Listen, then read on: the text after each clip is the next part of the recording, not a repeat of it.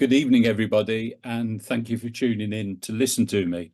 As Alison said, I'm going to talk about Nesscliffe Hill Camp, which is a hill fort that I finished excavating a year ago. We did 6 seasons there.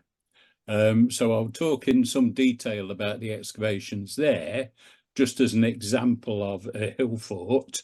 And then towards the end, I'll make some more general comments about hill forts to try and tie Nesscliffe into a wider picture. But before I start, whenever I give a talk on hill forts, I always start off with this slide, which tells you about the Atlas of Hill Forts of Britain and Ireland. Now, if you're not familiar with this project, and if you're interested in hill forts, then I very much recommend that you take a look at the website. The URL is there, but you can search on it.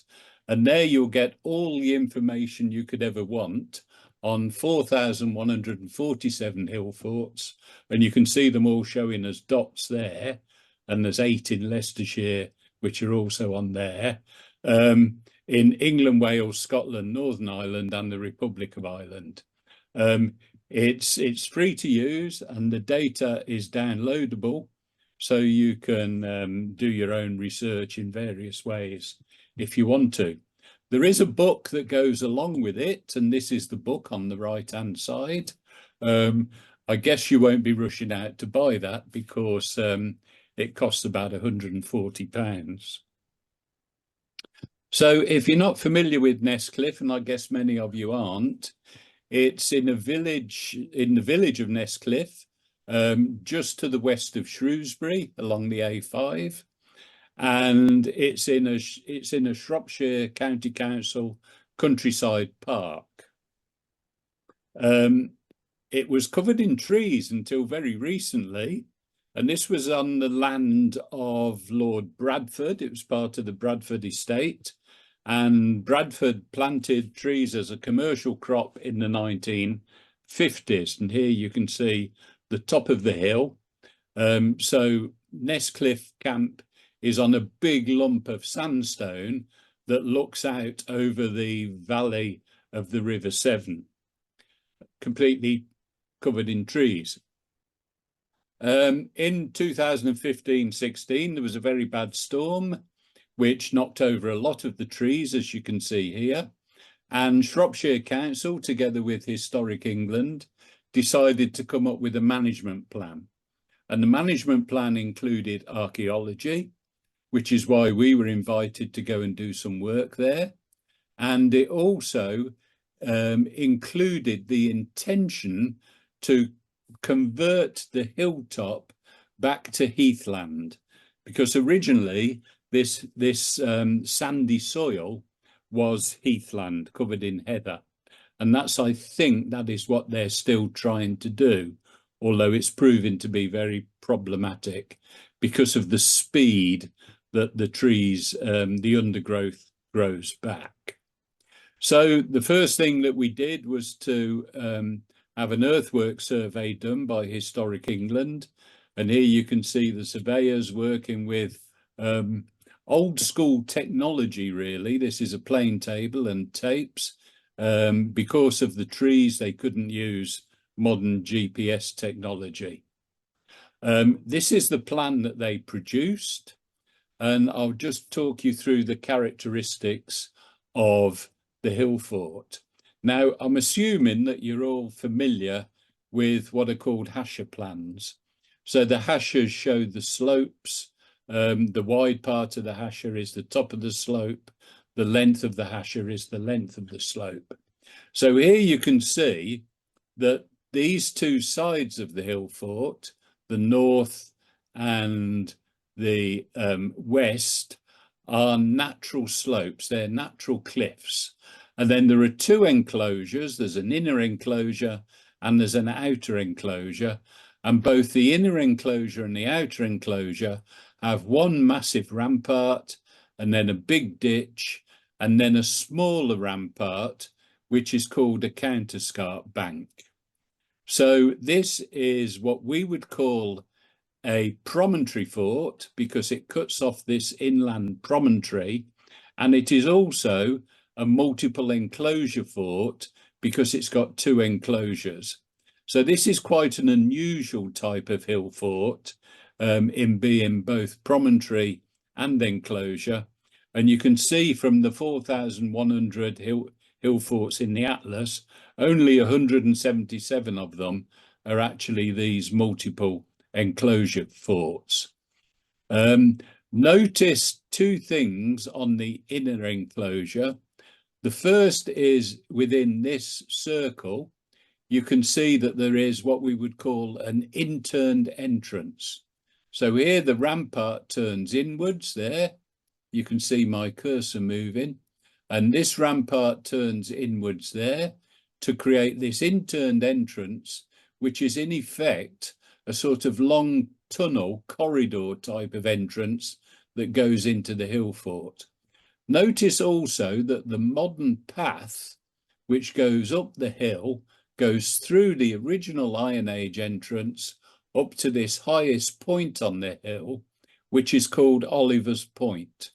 And from Oliver's Point, you get a tremendous view over the Severn Valley, and you can see the mountain range in Wales, the other side of the Severn Valley.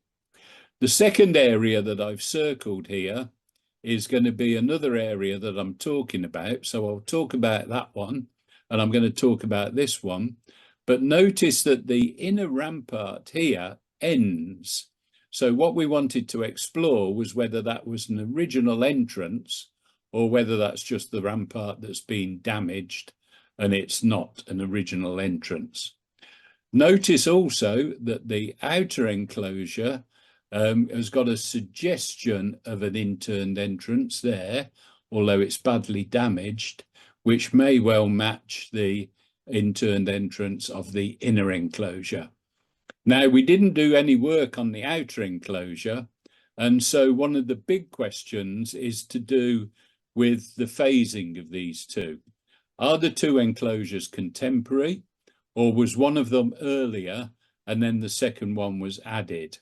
According to Mark Bowden, who did the survey, the man that you saw doing the survey, he thinks, based on the relationships of the earthworks in this area, that the inner enclosure was first, and then at some later date, they added the outer enclosure. This is just to show a different version of this using LiDAR. LiDAR, as you probably know, is very popular these days, and you can see the inner enclosure and the outer enclosure and the natural cliffs around the two sides, which make it a promontory fort. This is a drone shot with the trees removed. So part of the management plan from Historic England and Shropshire Council was to remove the trees. So here you can see the inner enclosure, you can see the big rampart, the ditch, and then the counterscarp bank. This is the path that goes up through the interned entrance up to Oliver's Point, which is there. And this is the outer enclosure with the possible entrance underneath those trees there. We did geophysics, and this is the geophysical plot of the inner enclosure. It was not particularly informative.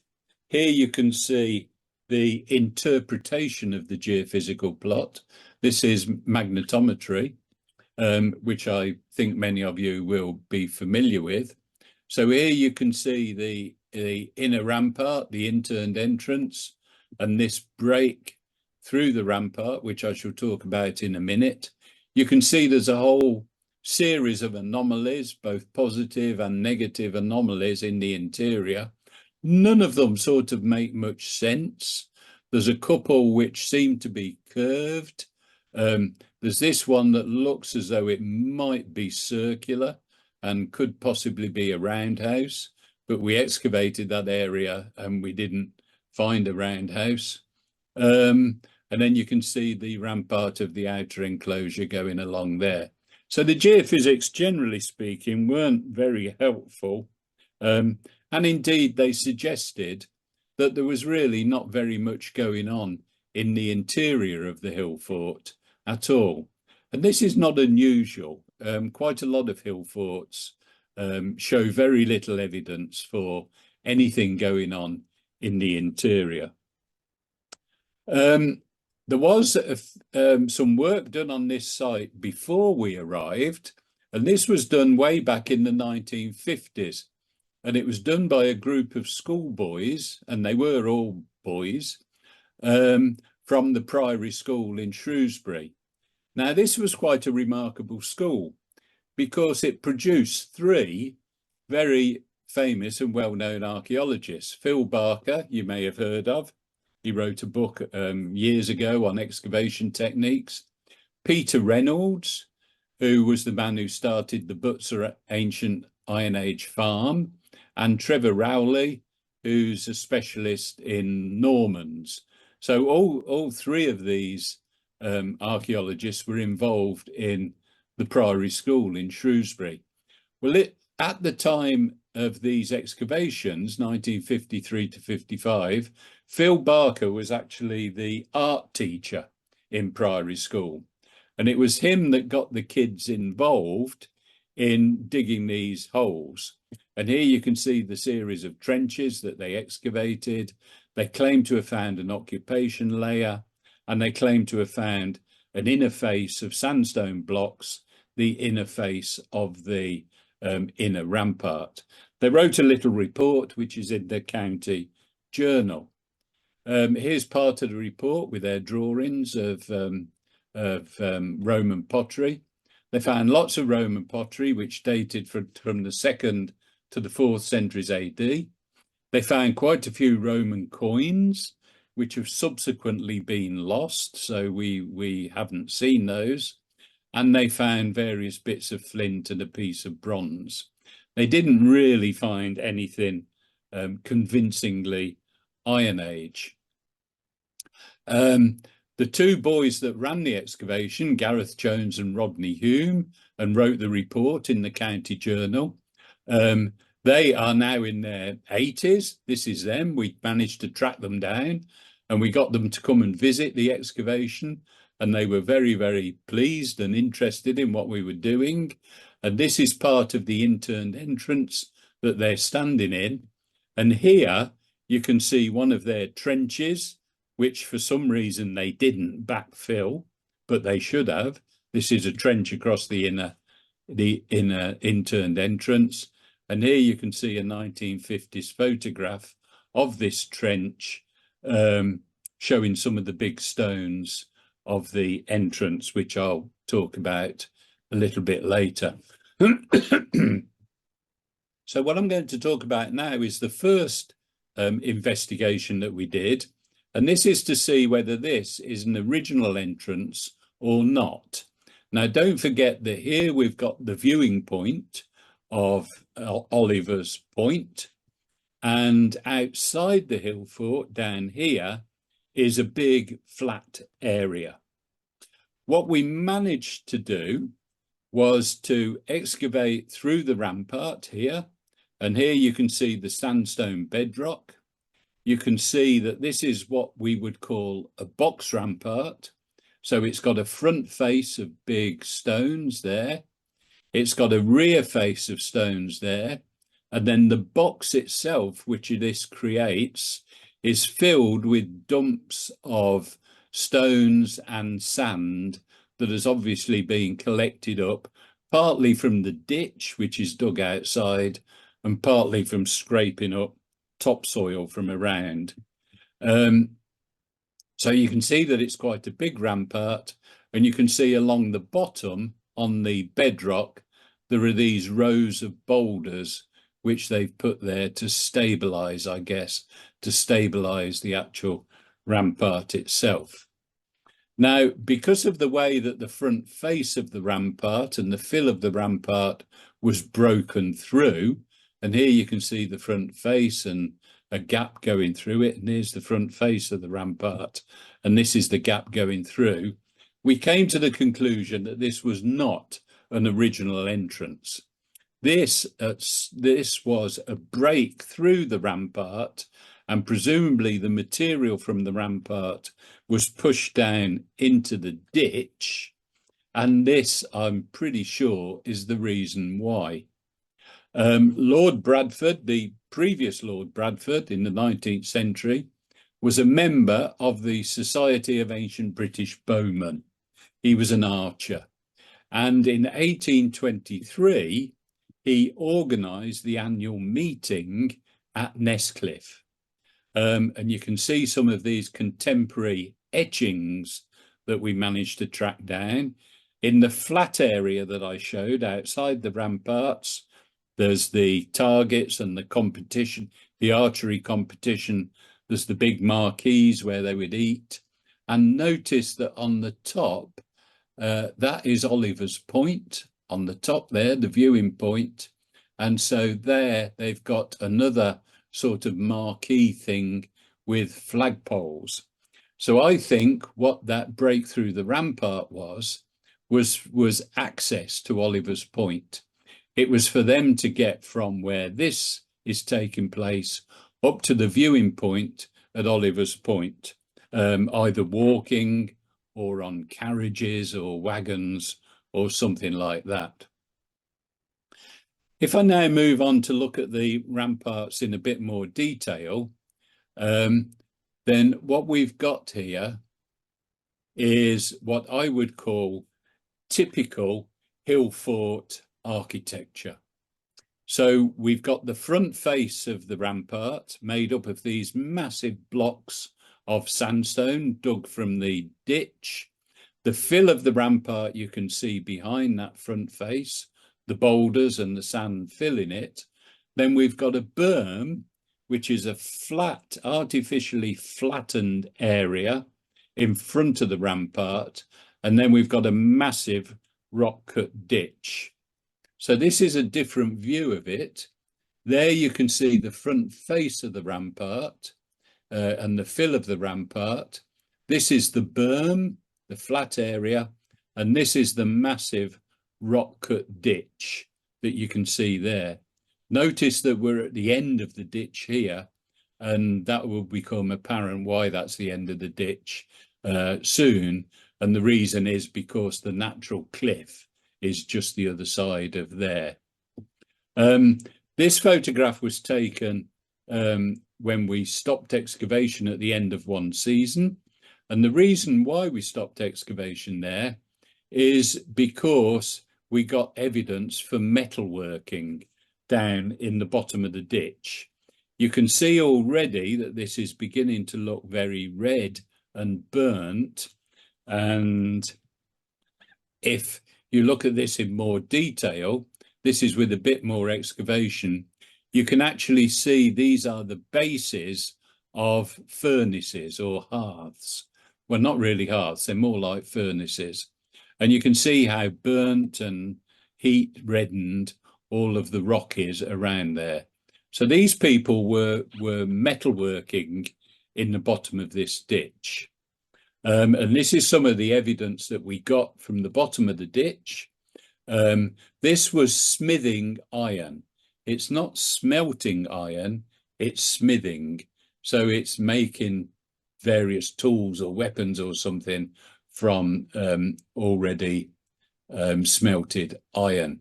You can see we've got a lot of slag. This is typical iron slag. And the charcoal and seeds that we found with this, we had radiocarbon dated to the 4th to the 2nd centuries, calibrated BC. Here's some of the ceramics from this metalworking. This is a bit of the ceramic end of bellows. This is called a tuyere. And the bellows would be made of skin or something. This is a piece of a furnace wall, very thick pottery. And these are bits of crucibles. So altogether, the specialist identified about 9 or 10 different small crucibles, bits of crucibles, and on these there was copper alloy residue.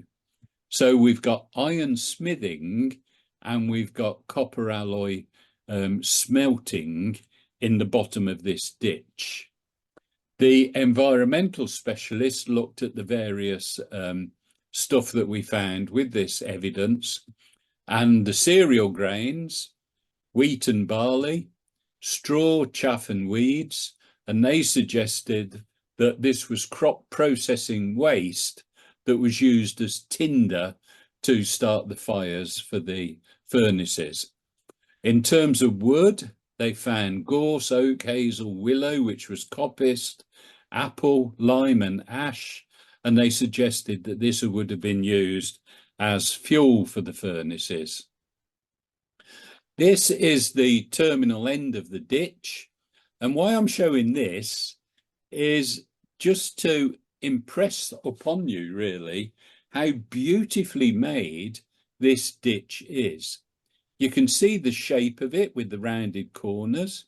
It's about 4 meters deep, cut through this solid sandstone bedrock. It's flat bottomed. So this is the entrance causeway here going into the entrance.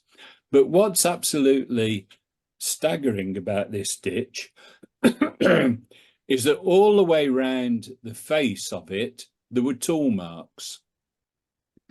And these tool marks were produced by a very narrow iron adze.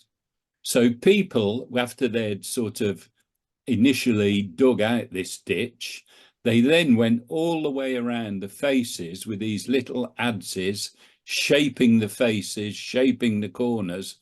And this, I think, is really good evidence for what I would call Iron Age aesthetics. They knew how they wanted this to look, and they wanted it to look good. This was not just digging a hole in the ground. This was producing something that was very, very special. If I move on now to the interned entrance, this again is a drone shot. So what you can see here is that's the rampart, and the rampart turns inwards there. So this is one of the interns. It's got a trench dug through it. This is one of the interns. The other intern is here. So the rampart comes up this way and it turns inwards. So the interns produce this long corridor type of entrance that you can see there. And what we established from excavation is that this was of 2 phases. So the first phase consisted of very short interns, and these interns ended approximately there where this trench is that we excavated. The second phase of intern, they were made much longer. They had rounded ends, and they incorporated these 2 things, which traditionally are called guard chambers, but these days we tend to call them entrance recesses, because guard chambers is a bit of a loaded term, and it obviously suggests that people were standing guard and monitoring access in and out of the hill fort itself. So these are entrance recesses. This corner between the southern intern here and the rampart was subsequently filled in. There was a stone surface laid on the top of it, and there was a row of post holes along there parallel with the corridor of the interned entrance, suggesting that there was some kind of wooden palisade or wooden fence along the top of the rampart. Now, whether that was actually part of the phase 2 lengthening of the interns, or whether that was a separate phase, we're not sure. Presumably the same happened on the northern side, but we didn't excavate that. So this is the northern guard chamber, or the entrance recess. You can see here. You can see how it's constructed, dry stone walling, these big blocks at the bottom, and then smaller stones as you get further up towards the top. There were post holes within these entrance recesses, sorry, not within, but on each corner of the entrance recess.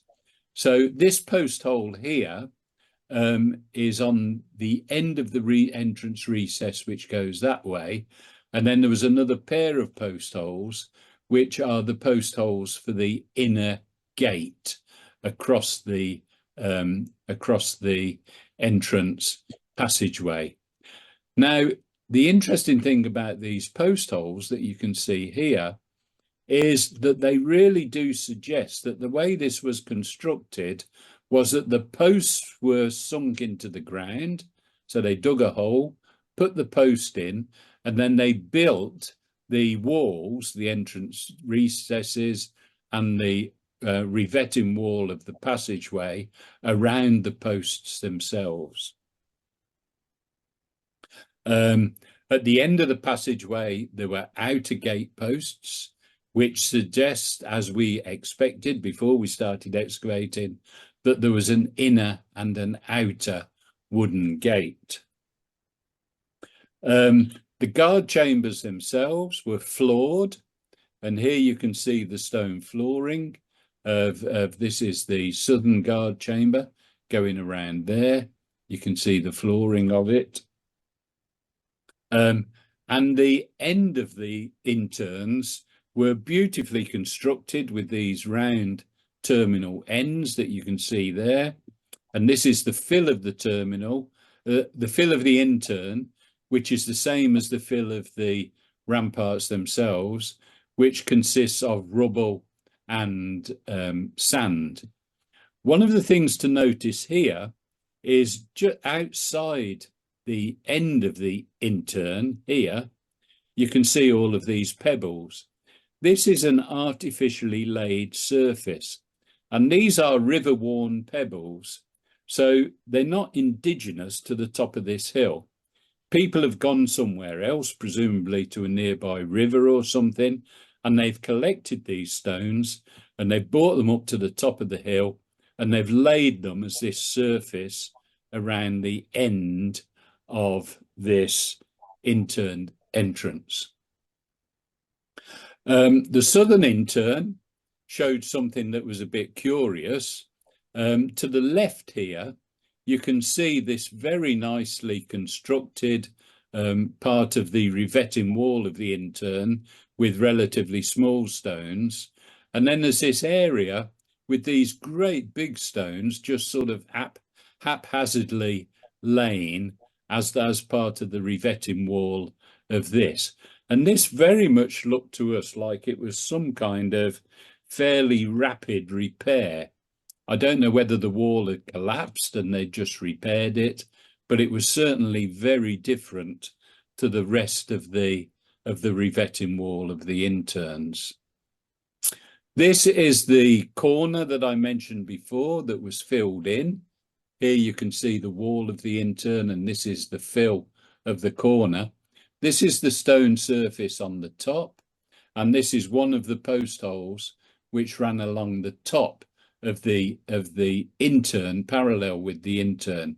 Now, this is hugely important evidence, because you won't be surprised when I tell you that the tops of ramparts of hill forts very, very rarely survive.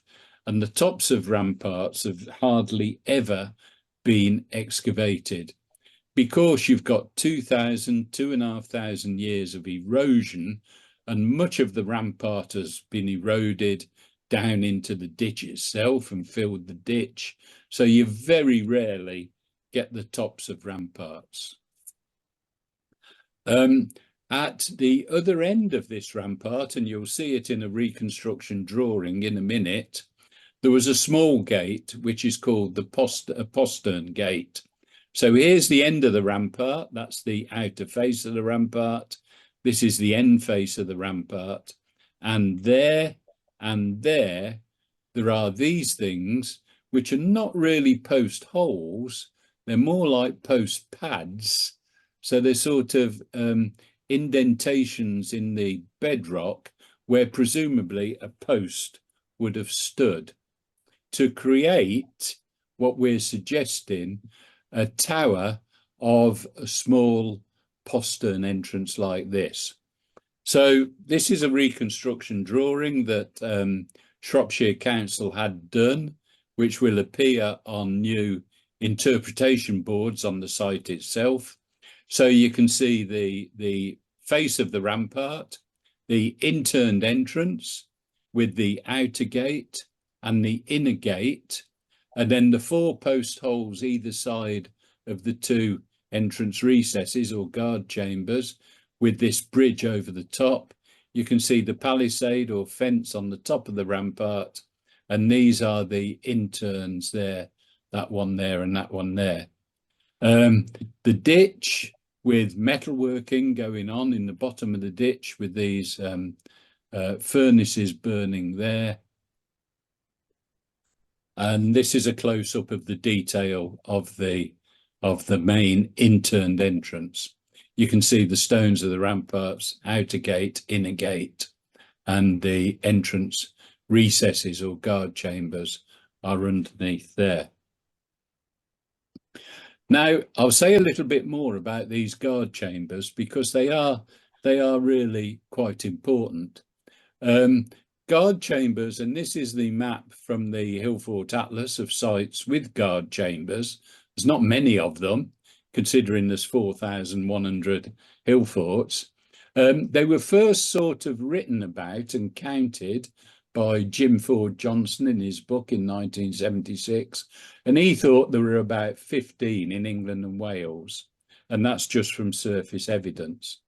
Mark Bowden wrote the definitive paper on guard chambers, entrance recesses in 2006, and he managed to find 40 entrances from 35 sites. When we were doing the research for the Atlas, we found 62 sites, but out of the total number with evidence for guard chambers. Here are some other examples. The thing to notice about guard chambers, not surprisingly, is that they're always associated with interned entrances. So you can see that they tend to concentrate in the Welsh Marches and northern Wales, as these are, but there are outliers such as this one in Northamptonshire, Rainsborough Camp, and you can see that these are much more sort of curved circular type guard chambers rather than rectangular. Moving on to a different area of excavation, this is what we call Trench 3, because that was the number of it. This again is a drone shot. So just to orientate you, this is the rampart going across there, and this is the area where the geophysics suggested something circular, which turned out not to be an Iron Age roundhouse, but it may well be this circular area of shaped bedrock that you can see there. So that's the rampart. This is inside the hill fort, a whole series of post holes and various other things, and this curious lump of bedrock, which I shall talk about in a minute. This is a different view of it. So this is the rampart. That's outside. There's a big ditch there, and then there's a counterscarp bank. This is an area of Roman activity here, including this shaped lump of bedrock. And this is an area of Iron Age activity, including lots of post holes and a structure that's called a 4-post structure, which is a fairly typical sort of Iron Age structure. So if we first of all look at the rampart, because here we got really interesting and quite unusual and important evidence for the structure of the rampart. This is when we just started excavating the top of it, and you can see what's beginning to show are these sort of very crude walls. I hesitate to use the word wall, but they're sort of crude piles of stone, one there, and one there, that divide the rampart up into cells. This is a different view of it. So this is the inner face of the rampart, and the inner face of the rampart is made from these rounded boulders, so it's much less finely made than the outer face of the rampart. It's just boulders that have been collected up and placed at the back of the rampart. And here you can see a different view of it. It's not nice squared off blocks like they used on the front of the rampart. But what we're looking at really are these internal cells. And you can see one of these so-called walls here and another one there, which divide the rampart up into cells. When we went further down in the rampart, this was quite a tricky bit of excavation because these internal walls were not very stable. But the way that we think this worked is that they must have had teams of people who were building these internal walls up to a certain height. They were then filling the cell with sand and boulders, as you can see there, that they collected up from various places. Then they would build the internal wall up a little bit higher, and they would fill inside a bit more to support it. And they'd do that as they worked their way along the rampart. So they were building this rampart sort of 2 or 3 cells at a time, gradually working along. This is the outer face of the rampart, or the front face of the rampart. You can see that this is much more nicely constructed than the inner face of the rampart. And the distance between this and the inner face of the rampart is about 7 meters. So this is a big, big rampart, 7 meters wide, filled with sand and rubble, together with these internal cell walls. So this is another reconstruction drawing. And here you can see the way that they're constructing this with these internal walls, and they're filling the cells with sand and gravel. Ignore the roundhouse because we never found a roundhouse. The large circular block of bedrock that I mentioned, I'm pretty sure is some kind of Romano-British shrine. Now, this has definitely been shaped. It's shaped bedrock. It appears to have a spiral path around it, which goes up to the top. And it's also got a laid path that went towards the spiral path. It's got big post holes that surround it. There's one there, and there's one there, and there's another one round there. So there was some kind of wooden element to it, some kind of wooden construction. But what's absolutely convincing is the amount of material culture that was found around this lump of bedrock. So there were coins, brooches, some very, very nice brooches, lots of pottery and hobnails. There was an intaglio. There were other sorts of nails. And all of these things appear to have just been deposited around this shrine.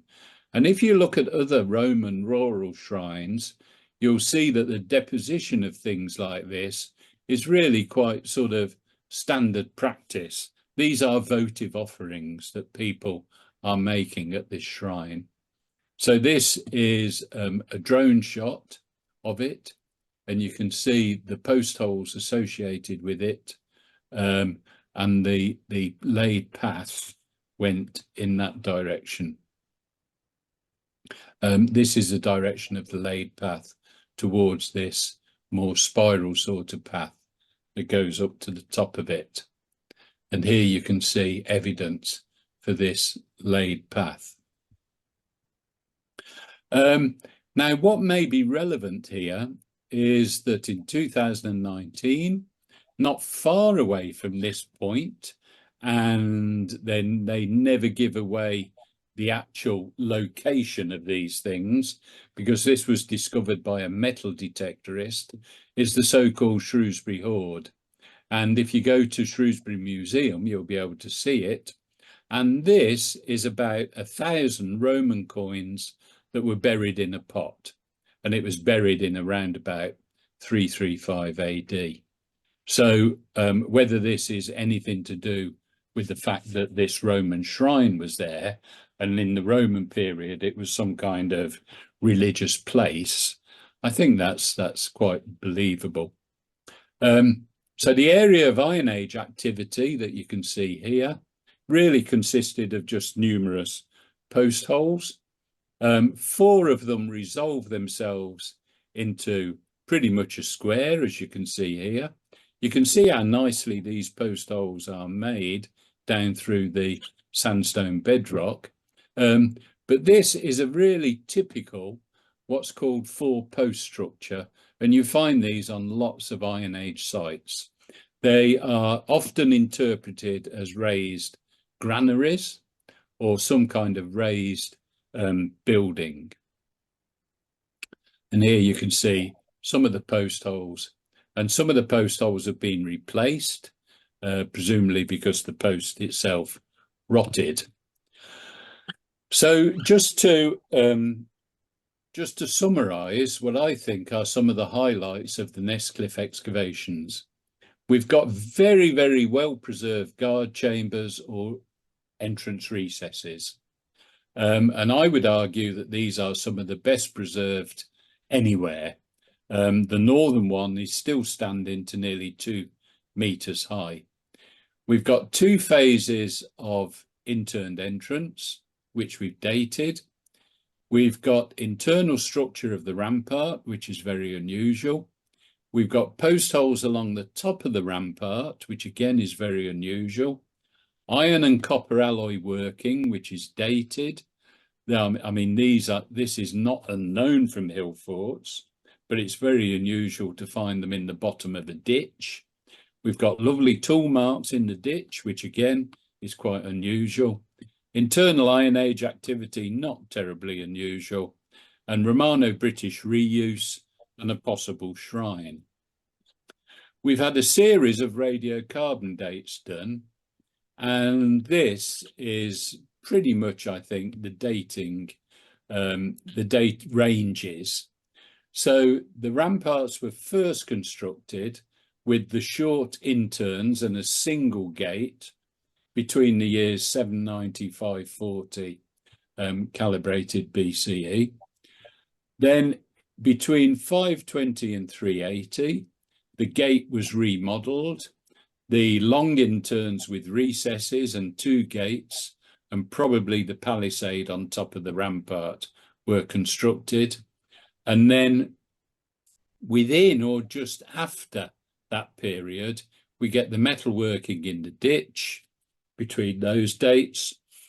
The evidence for Roman activity is really in 2 phases, and this is based on the pottery.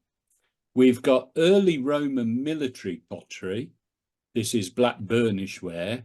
So presumably the Roman army, when they were moving through this area, they were present inside the hill fort and they left some of their pottery lying around. Whether that was involved some kind of ritual use, we don't know whether this shrine was in use then or not. But then we get Roman domestic activity through the rest of the Roman period based on the pottery, Severn Valley ware, which is much more a domestic type of pottery. And again, probably for this later period, we get use of this Roman shrine. So let me just finish off by saying a few words about, in more general terms, about hill forts.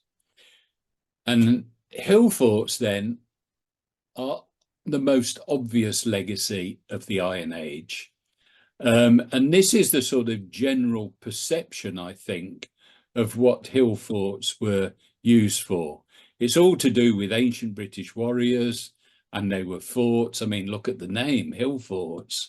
I mean, they're on a hill and they were forts, obvious.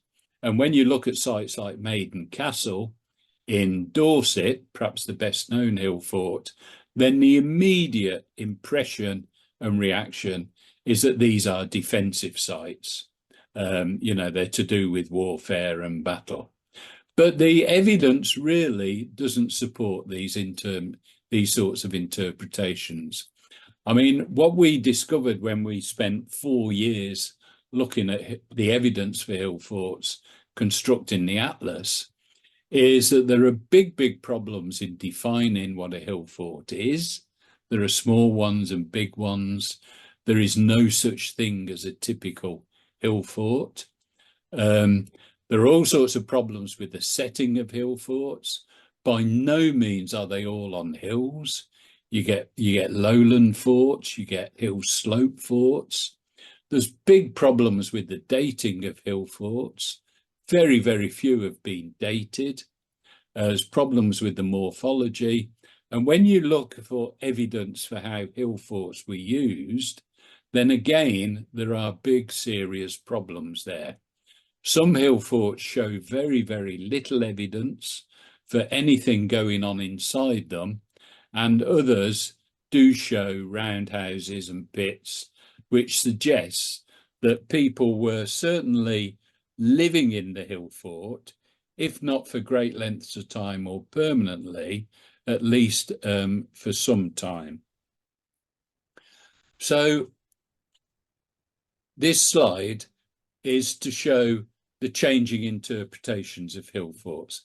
Now, the important word here is interpretations. Don't forget that this is prehistoric archaeology, and prehistoric archaeology is based entirely on interpretation. We don't get written records other than the Romans writing about the native Brits and hill forts in Britain and France and places like that. But, you know, you can't always believe what Julius Caesar said. So we've got the changing interpretations because our prehistoric archaeology doesn't come with answers written when you dig things up from the ground or you look at monuments. It's all about interpretation. And before the late 19th century, antiquarians thought these things were Roman camps because they didn't think the local ancient Brits were capable of building such massive things as hill forts. In the early 20th century, we get the coining of the name, and the coining of the name is tied in very much with what was popular at that time, which is called invasion theory. Now, you've got to realize that in the early 20th century, most archaeologists were men, and most of those men were from a military background. So they looked at archaeology, they looked at the evidence very much with a military frame of mind. And they thought these were defensive strongholds. And the invasion theory tied in with a very important paper written in the 1930s by Christopher Hawkes. And this was outlining what he called the ABC of the Iron Age. And the ABC of the Iron Age was 3 invasions from the continent. Invasion A, Invasion B, and Invasion C to different parts of southern England. And hill forts were built as responses to these invasions.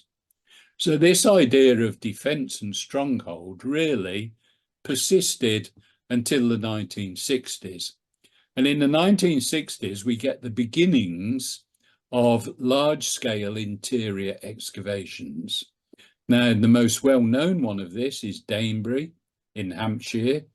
And if you go to the Museum of the Iron Age in Andover, that is based on the excavations at Danebury. And this was run by Barry Cunliffe from Oxford. And Barry's interpretation was very much to do with economics. So he saw that hill forts were the sort of central place in terms of economics for a series of farmsteads which surrounded the hill fort. So each hill fort had farmsteads around it, and the farmsteads and the hill fort had economic and social relationships that people did, and hill forts were very much redistribution centres. So crops, etc., from the farmsteads would go into the hill fort, and in the hill fort would live the elite, the tribal leaders and the warriors and people like that. In the 1980s, this was seriously challenged, and people started suggesting that hill forts could also be much more symbolic.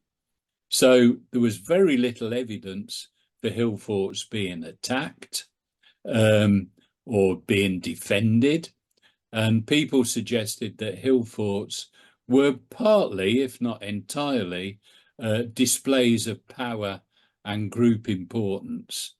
And people drew parallels with medieval castles, for example, which are completely over the top in terms of being defensive, and they are very much displays of power and the importance of that particular group. In the 2000s, we get the idea of community building. So if you look at hill forts across England and Wales, and mainly England and Wales, then, as I've already mentioned, you get farmsteads surrounding the hill forts. So people were mainly living in farmsteads, and they were very dispersed communities. And the idea is that the hill fort would be a central place, and at different times of the year, to take part in communal events. People from the farmsteads would meet in the hill fort. They'd take part in feasting and trading and exchanging animals and various things like that. And this would probably be tied in with religious times of the year, because their religion was very much based on the agricultural cycle. So at different times of the year, they were important religious events, and they would take place in the hill fort. So you can see that there's a whole series of different interpretations of what hill forts were used for. I'm not saying that any one of these is right, and any one hill fort could have been used for a combination of these different things. And don't forget that some hill forts were being used for quite a few centuries, for many hundreds of years. So the reason why they were first constructed might not be the reason they were used through their entire life. Just to finish off with how we left Nesscliffe, this is the interned entrance. And what we did is try to reconstruct partly how that would look, because the modern path up to Oliver's Point, which is the viewpoint, still goes through the main entrance of the hill fort. So this is really to give people who visit this, because this is a Shropshire Council countryside park, and lots of people go there, lots of people walk their dogs there and all sorts of things. This is to give people an idea that they're walking through an Iron Age hill fort entrance. Shropshire Council have done a series of display boards. This is one that you can see here, Iron Age defences at Nesscliffe, with the drawing that you've seen. So they're trying to make it much more accessible to the general public. The post-excavation work is still going on, and we're going to publish it in the County Journal. And if you're interested, then Shropshire Council, using very, very sophisticated technology, they scanned the excavation trenches, and using this particular software, they've produced three-dimensional interactive walkthroughs of the excavations. So this is the URL, but if you just search on Shropshire County Council, Nesscliffe, you will get to this, and you'll be able to walk through the excavations as we were doing them. So various people I need to thank: Historic England and Shropshire Council, a series of funders who made the work possible, and then we had an excavation team and lots of local volunteers, all of whom need to be thanking. I need to be thanking for doing this work with me. Okay, that's it. Thank you very much.